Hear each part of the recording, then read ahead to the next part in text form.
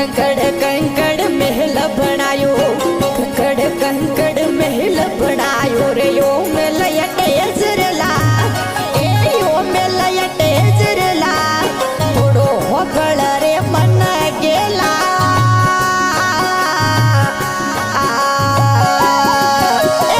धरमी राजा लेखो पुसेला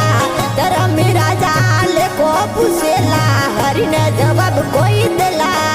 ये माली